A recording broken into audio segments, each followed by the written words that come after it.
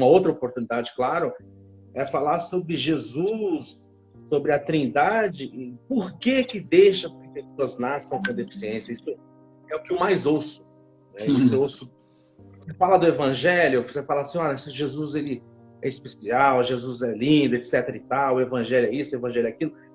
O que eu ouço é assim, mas ele é tão bom que meu filho nasceu deficiente. Ele é tão bom que a minha filha está na cadeira de rodas.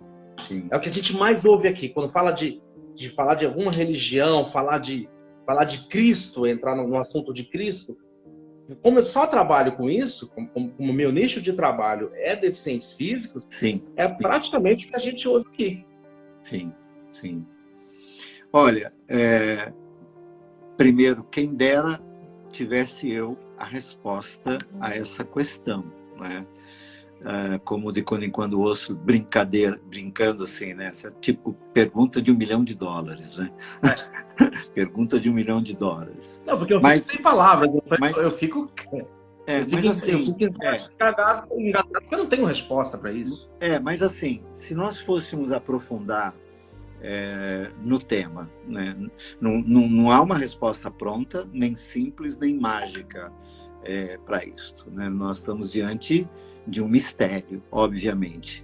Não obstante, se levarmos em conta a fé que nós abraçamos no Deus, que é o Deus da nossa fé, nós não podemos deixar de voltar ao início do início, não é? Você tem até o capítulo 3 do Gênesis um mundo, uma criação, um universo, com um habitante, não é? Com a raça humana habitando, né? na figura do casal, né? Que é a raça, não é?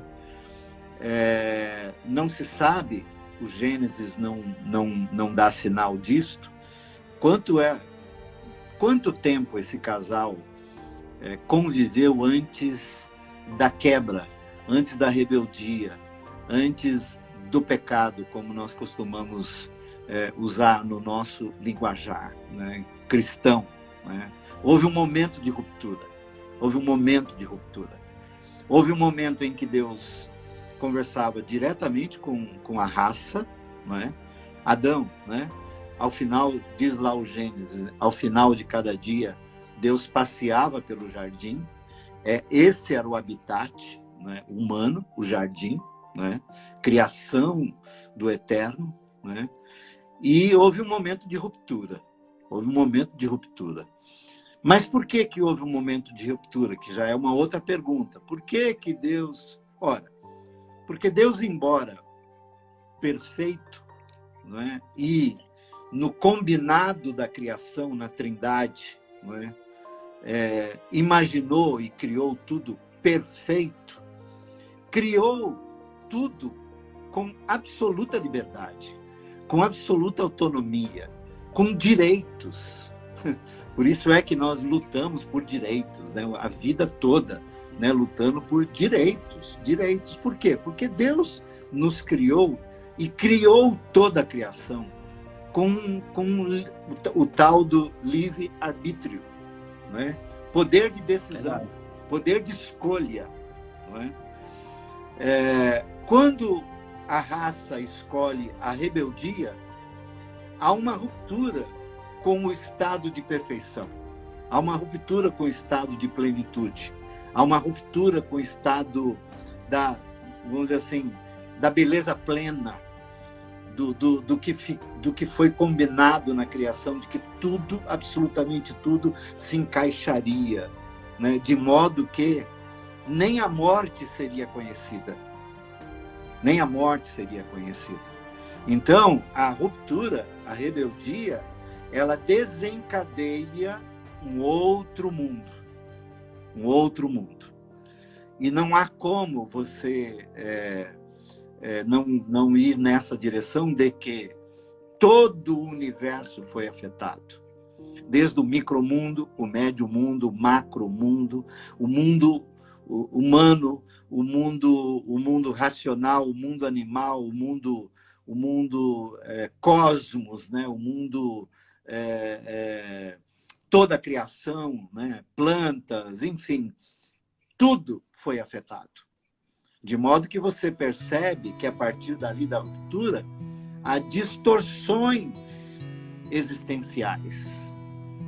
E não há como não se entender que as deficiências que existem no mundo, para nós, cristãos, que abraçamos a fé, ela tem como origem o quê? A rebeldia, a ruptura, a quebra. E aí você disse, por que Jesus vem e ele cura os enfermos? Ora, porque Jesus é o resgate da quebra, do trinco, da ruptura. É ele que vem, e esse acordo já havia, né, na eternidade, é ele que vem para refazer a história. Então é ele que vem dar olhos aos cegos, dar audição aos surdos, dar voz aos mudos, endireitar encurvados, levantar os paralíticos, aperfeiçoar mãos mirradas, enfim. Na verdade, os milagres de Jesus sempre foram, todos eles, para trazer a humanidade ao seu normal, como deveria ser. Tanto que eu digo que o Evangelho é um resgate à normalidade do jardim. E a proposta continua, o jardim, né? Se você for para o Apocalipse, você vai ver lá que tem um jardim. Tem uma cidade, porque Deus aquece a ideia da cidade, que é uma ideia humana. A primeira cidade foi Caim que criou, não foi Deus. Deus criou o jardim. Mas Deus aquece a ideia da cidade e ele imagina e propõe a Nova Jerusalém, e no meio da cidade tem um jardim, onde toda lágrima será enxugada e onde tudo que foi deformado pelo pecado ganhará em Cristo a plenitude.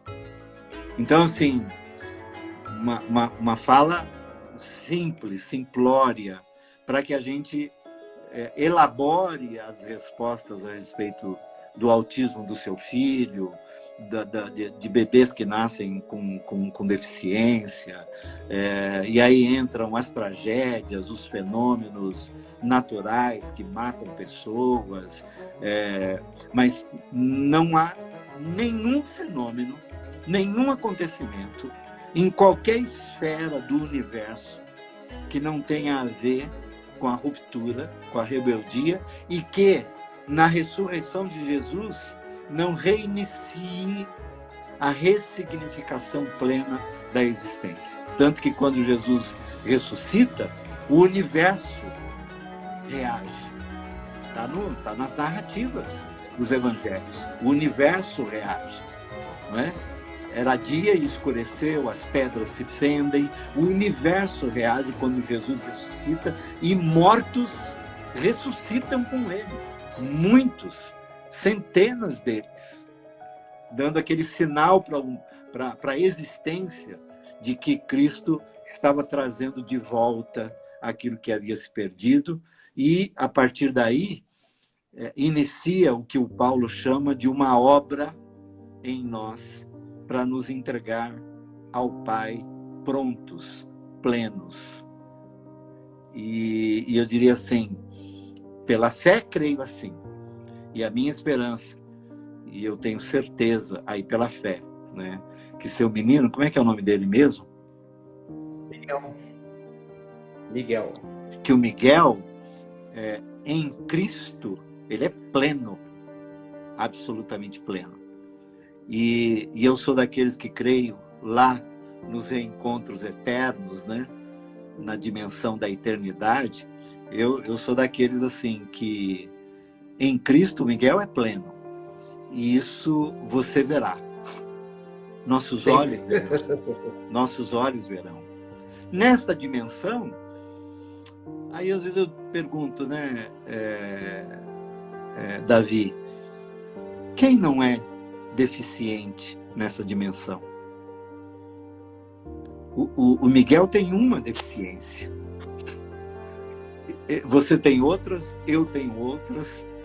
É que nós vivemos nessas dimensões das comparações, né? E das competições. O Davi tá travado, não sei se vocês estão me ouvindo, talvez o Davi não esteja me ouvindo, mas para fechar esse tema, acho que você não ouviu alguma coisa que eu falei. Não parte. Mas aqui, nessa dimensão que nós estamos, que é a dimensão das comparações, a dimensão das competições, né? E de paradigmas de perfeição, de beleza, coisas desse tipo, que a gente sabe que em Deus não é assim, né? Pensando enquanto humanidade, quem não é deficiente? Quem não tem deficiências? Quem de nós que não tem que lidar com as nossas deficiências? É que algumas nos debilitam mais, outras menos, não é? Mas quem é que pode dizer que hoje já o Miguel não é muito mais pleno ou tão pleno quanto você e eu? Sim. Aliás, nessa dimensão, quantos de pais como você que lá adiante, às vezes, vai compreender e agradecer a Deus o filho que teve. E o quão especial são aqueles aos quais Deus dá alguém tão especial quanto Miguel. Então, nós estamos conversando sobre uma dimensão que nós não entendemos. Mas eu vou nesse raciocínio. Não sei se faz sentido para você, porque eu sei que você é um homem de fé, né? E é nessa direção que eu vou fazendo os meus... Vou tendo os meus raciocínios, minhas conclusões, sem querer ser acadêmico, nem usar um teologuês que acaba distanciando o entendimento, mas tentando, com o coração, ganhar compreensões da parte de Deus do que é que o pecado fez em mim e do que é que Cristo faz em mim. E em Cristo nós resgatamos a nossa plenitude. Eu não enxergo desse olho aqui, mas em Cristo meus olhos são plenos. E às vezes, quando eu vejo alguma coisa, eu falo, meu Deus, não sou eu que estou vendo. Eu sei que em Cristo, pela fé, há o que eu vejo, que vejo por causa do Senhor. Então, eu assim, lido nessa dimensão, né, com perguntas como esta, mas, óbvio, me rendendo ao mistério. Alguém já disse que diante do mistério a gente fica em silêncio, a gente adora, a gente né, se debruça e aguarda, né, porque ninguém explica mistério, porque o dia que se explicar deixa de ser mistério. Mas o mistério nos lança nos braços da fé, da esperança, do amor, onde a gente vai ganhando compreensões.